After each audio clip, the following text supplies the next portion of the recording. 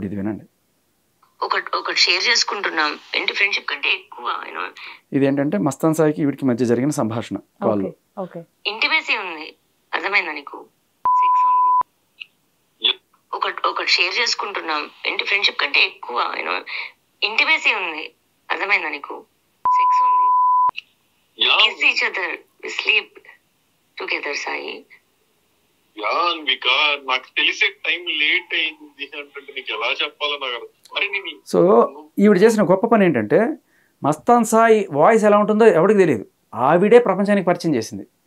TV ముందు తీసుకొచ్చి ఇతను మస్తాన్ సాయి, ఇదిగో ఇతను నేను ఫ్రెండ్స్ అంటే అప్పుడు ఆయన టీవీ ముందు మాట్లాడాడు. అసలు ఆయన మాట్లాడకపోయింటే ఇది మస్తాన్ సాయి వాయిస్ అని మనం గుర్తు కూడా పట్టేవాళ్ళం కాదు. సో అక్కడ సాయి అని మాట్లాడుతోంది, బట్ ఆయన వాయిస్ కూడా అదే క్లియర్ కట్గా. మనం ఆ రోజు కావాలంటే మీరు ఆయన ఆ టీవీ ఛానల్లో వచ్చి మాట్లాడిన రికార్డింగ్ మీరు వినొచ్చు, సేమ్ టు సేమ్ వాయిస్. దాంట్లో అసలు ఇంకే ఎప్పుడు బేసికలీ డౌటే లేదు. అదొక్కసారి కంప్లీట్గా ఎందుకమ్మా మీకు తర్వాత ఆ రాసలీలలు దాన్ని ఏమంటారు వాళ్ళ సరసాలన్నీ మనకి ఎందుకు కానీ, బట్ ఆవిడ చెప్పిన మాట మీకు క్లియర్గా అర్థమైంది కదా వాళ్ళిద్దరి మధ్య. ఫైనల్గా ఒక కొసమేర ఒకటినండి ఉండాలని ఒక థాట్ అంతే. అదేందో మరి నువ్వు దూరం వెళ్ళటం వల్ల లేకపోతే ఈ వాస్తు మారటం వల్ల ఎమ్మటిని అసలు ఎక్కడెక్కడెక్కడెక్కడ కేసులు నిందలో నా మీద ఉన్న చెడులు మొత్తం ఒక్కసారిగా పడతాయి. తప్పుడు కేసులు పెట్టినందుకు సారీ కాదు, నేనే సారీ. నాకు నోటి దోల ఎక్కువ, అది దోల మరి ఏందో సరికి ఎందుకు నాకు ఎంత సరికేజమో ఏం చూసుకొని గుర్తుపడిపోతుంది. నచ్చలేదు కదా నీకు? గుండె మీద చేసుకొని చెప్పు. నా గుండె నీ దగ్గర ఉంది సాయి, నా గుండె నీ దగ్గర ఉంది, ఎలా వేసుకో? ఏం గుండె రాలి, ఆ గుండె బతకాలి, ఆ గుండె బతకాలి, 10 మందిని బతికించాలి, ఆ గుండె బతకాలి. పచ్చిగా మనల్ని అందరినీ ఎలా మోసం చేశారండి వీళ్ళు. మీడియాని మోసం చేశారు, మహిళా సంఘాలను మోసం చేశారు, మహిళా యాక్టివిస్టులు పాపం ఆవిడ కోసం వచ్చి మాట్లాడారు. ఎంతమందిని పోలీస్ వ్యవస్థ, సరే పోలీస్ వ్యవస్థ పక్కన పెట్టండి, కేసులు వస్తే వాళ్ళకి పండగే కదా. అంటే అందరం చెప్పండి, కొంతమంది ఏం చేస్తారంటే పెద్ద సెలబ్రిటీ వస్తాడు ఏమన్నా జరగచ్చని, ఈ కేసు అని చెప్పను మామూలుగా. సో బేసికల్లీ పచ్చిగా బొంకుతూనే ఉంటారు, పోతూనే ఎంత చెప్పినా తప్పు తప్పు అని మనం వెళ్తున్నాను. నేను అప్పటికే ఒక్కొక్కటి ఎఫ్ఐఆర్లు పట్టుకొస్తున్నాను, కంప్లైంట్లు పట్టుకొస్తున్నాను, సాక్ష్యాలు చూపిస్తున్నాను, చూడండి సంతకాలు చూడండి అంటున్నాను, అన్నీ కాదు కాదు కాదు కాదు అన్నారు. ఆఖరికి ఇది ఫైనల్ పరిస్థితి. ఇప్పుడు కూడా అసలు ఇది నేనే కాదు, అది వాడే కాదు, నా గుండె నా దగ్గరే ఉంది, నా గుండె ఆయన దగ్గర లేదు, నా గుండె రాజ్ తరుణ్ దగ్గరే ఉంది. మొన్న ఏదో ఇంటర్వ్యూలో నా చింటూ బంటూ రాజు నాన్న నీ కోసం నేను సారీ చెప్తున్నాను అని చెప్పి చింటూ బంటూ అంట. మరి ఈయనేంటో ఈయన గుంటు గంటున్నా. అంటే మనుషుల్ని ఎదవల్ని చేయడంలో కూడా తప్పు అంతా మన మీద పెట్టుకొని కూడా నేను మహిళా సానుభూతితోటి ఏమైనా చేయొచ్చు అని చెప్పి ఇంతమందిని ఎదవలను చేసి చీట్ చేసినారికి మీడియా అందరూ 420 కేసు పెట్టాలి ఆవిడ మీద. సీరియస్లీ పెద్ద పెద్ద ఇంటర్వ్యూలు కూర్చొని మీడియాలో పచ్చిగా పంపడం, ఎంత మనల్ని వెదవలు చేయలేదా? కనబడట్లేదా కళ్ళ ముందు? ఇది బయటికి తీసుకొస్తుంటే నా క్యారెక్టర్ అసాసినేషన్ చేయడం మొదలెట్టారు మళ్ళీ. యాక్చువల్గా నేను మామూలుగా ఏదో లీగల్ డొమైన్లో పెట్టి వాటి వెళ్ళేవాడు. నేను నన్ను గెలికి రెచ్చగొట్టి ఒకదాని మీద తర్వాత సాక్షి ఇవాళ దాకా ఇక్కడ దాకా తెచ్చుకున్నారు. మంచిదే. ఏదైనా కూడా నేను మామూలుగా నా పోరాటం తప్పుడు కేసులు పెట్టద్దు అనే దాంట్లో పోతున్నాను. దీన్ని ఒక పర్సనల్ ఫైట్ లాగా ఆవిడ మార్చారు. నా మీద బురద చల్లడం, నా మీద ఏదో తీసుకురావడం, ఉన్నవి లేనివి. అసలు శేఖర్ భాష గారికి ఇన్ని ఎవిడెన్స్లు, ఎవరికి దొరకని ఎవిడెన్స్లు ఎలా సంపాదించారు అసలు? ఒక్క మంచి పని కోసం మనం ఏదన్నా పూనుకుంటే ప్రపంచం అంతా ఏకమే మనకు సహకరిస్తాం. మనం నా గొప్పతనం ఏమీ లేదు చెప్తున్నాను కదా అనుకుంటున్నారు మీరు. ఒకడు నిలబడ్డాడు మగాళ్ళ కోసం, అన్యాయం అయిపోతున్న మగాళ్ళ కోసం అని చెప్పి అనుకున్నప్పుడు ఎంతమంది మనకు తెలియకుండానే సహకరిస్తుంటారు. అండ్ ఇంకొక విషయం ఏంటంటే నా మంచితనం లేకపోతే నాది కనుక ఆవిడ బాధితుల సంఘం చాలా ఎక్కువ ఉన్నారు ప్రపంచంలో. వాళ్ళందరూ కూడా లబ్బో దిబో అని కూడా మాట్లాడుకుంటారు. 90% సాక్ష్యాలు నాకు వచ్చేవి ఎలా ఉంటాయంటే, మీరు అన్నీ నేను వినిపించలేను మీకు, వాళ్ళు చెప్తారు సార్ మా పేరు బయట పెట్టచ్చు సార్ అంటారు. నా కాళ్ళు కట్టేసి పరిగెత్తమంటారు వాళ్ళు. భయ్యా నేను ఒకటే చెప్తున్నా, మీరు ధైర్యంగా వచ్చి చెప్పగలనుకున్న రోజు మీరు చెప్పండి. ఇలాంటివి నేను మీడియా ముందు పెట్టలేను.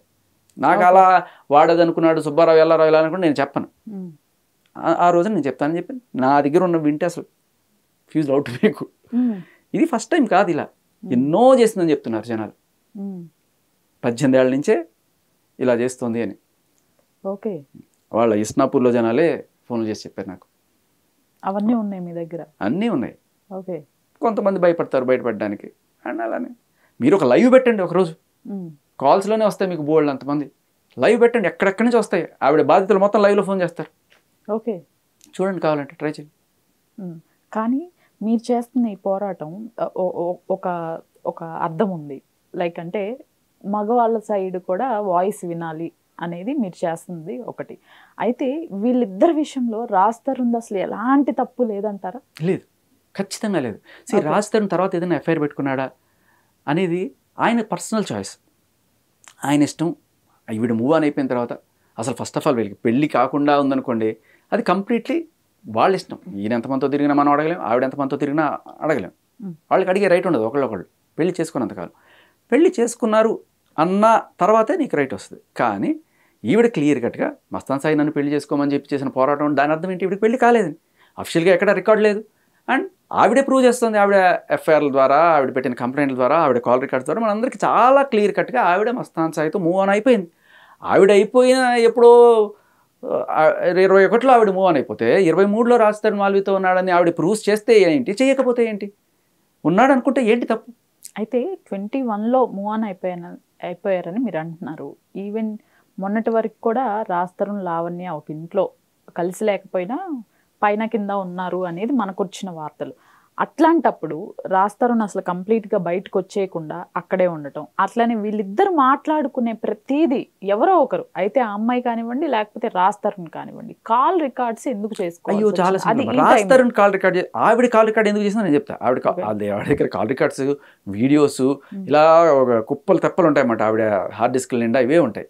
ఎవడెవడిని ఎలా బ్లాక్మెయిల్ చేయొచ్చు, ఇదే ఆవిడ. బేసికలీ మనం అందరం ఏదో ఉద్యోగాలు చేసి బతుకుతాం, ఆవిడ ఇదే చేసి బతుకుతుంది. ఆవిడ కనుక మీరు వెళ్ళి ఆవిడ ల్యాప్టాప్లో కానీ ఆవిడ ఇవి కానీ చూస్తే దాని నిండా ఇవే. వాడు దీంతో తిరిగాడు, వీడు దాంతో తిరిగాడు, ఆ వీడియోలు ఈ వీడియోలు పెట్టుకొని వాళ్ళందరినీ గుప్పెట్లో పెట్టుకొని ఆవిడ ఏం చెప్తే అట్ట నాట్యం చేయాలి అంతే.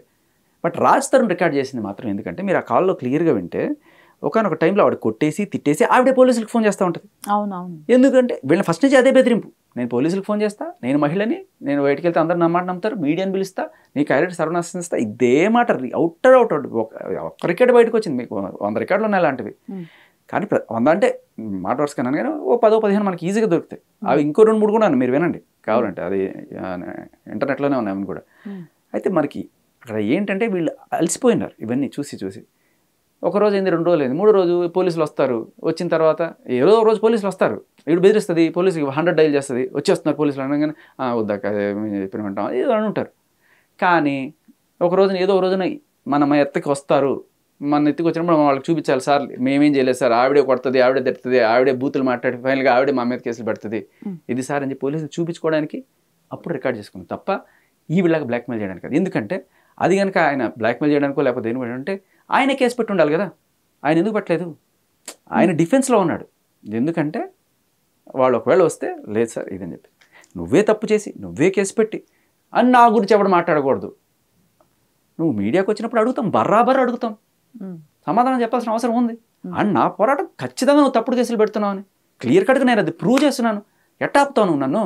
మగాళ్ళ మీద తప్పుడు కేసులు పెడుతున్నావు అని ప్రూవ్ చేయడం కోసం నేను ముందుకు వచ్చా. నువ్వెవరు నా గురించి మాట్లాడడానికంటే?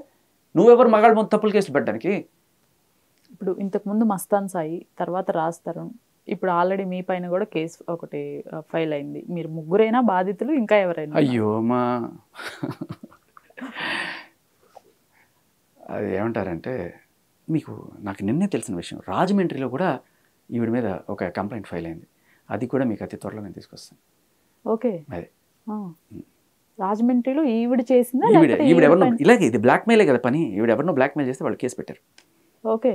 సో అది కూడా నేను మీకు త్వరలో బయట పెడతాను. ఓకే.